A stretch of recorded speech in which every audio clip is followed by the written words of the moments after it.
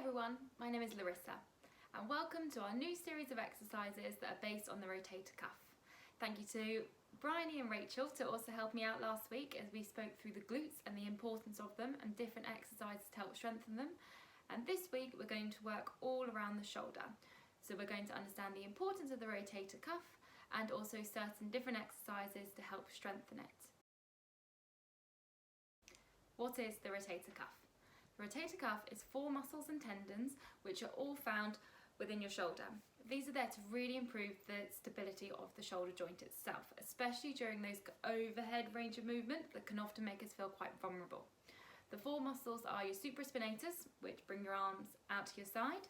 You've also got your infraspinatus and your teres minor, which rotate your arm out to the side. And then we've got your subscapularis, which is the one that rotates it inward. The 4 of them all work together to really improve the support of your shoulder, and it's really important to maintain a good flexibility but also to maintain a really good strength in these muscles to help avoid injury. What are the positives of strengthening your rotator cuff?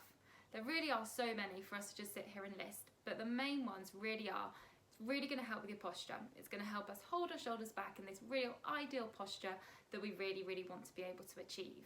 It's also going to help prevent any degenerative changes coming on in the front of your shoulder, so through this ACJ small joint through here and actually in the big glenohumeral big joint itself through there.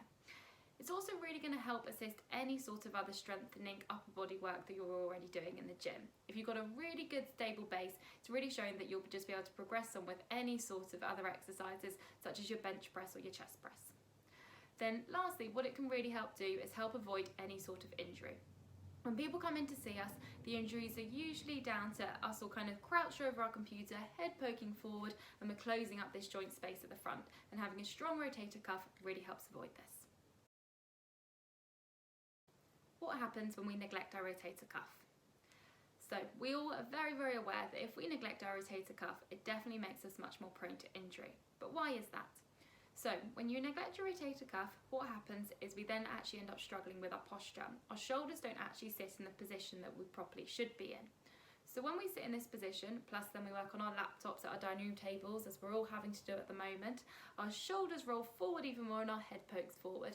This then causes our pecs at the front of our chest to actually become much shorter. It then puts unwanted pressure through the front of your shoulder, which is where all your rotator cuff muscles come through and insert right into the front there. It then makes them much more prone to injury if we then suddenly jump up and decide to do 10 push-ups like a lot of us are trying to do at the moment. What also happens when we're in this rounded posture is that our shoulder blade actually sits slightly out to the side.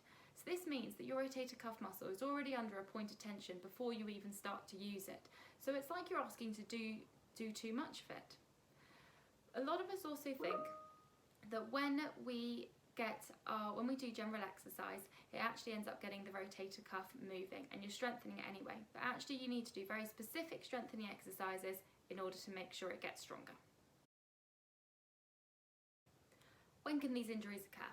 Rotator cuff injuries can actually occur at any age. It's just what age that they happen in, the actual type of injury differs slightly. When you're younger and you're really into your sport, especially your overhead activities such as volleyball or bowling and cricket, then you're much more likely to suffer with an acute tear of your rotator cuff tendon. As you get older, sadly, we do suffer with much more wear and tear through these tendons, and we naturally spend a little bit longer sat down on our bums, sat at a computer, again adopting this forward head posture. That then puts unwanted stress and strain on the tendons. So then they become much more prone to injury, but much more of a chance of things like we're suffering from an impingement or a gradual deterioration of the tendons. This can all be helped through physiotherapy and through a graduated exercise program. Lastly, to round up, do we really have to strengthen the rotator cuff muscles, and what is the importance of this? Like I've touched on in my previous videos, it is really important that we tap into these strengthening exercises of your rotator cuff. Not only when you've had an injury and when you're basking to get right back to the gym or back to any form of exercise, but actually as an injury prevention to slip it into your gym routine and just make it become the new normal for you.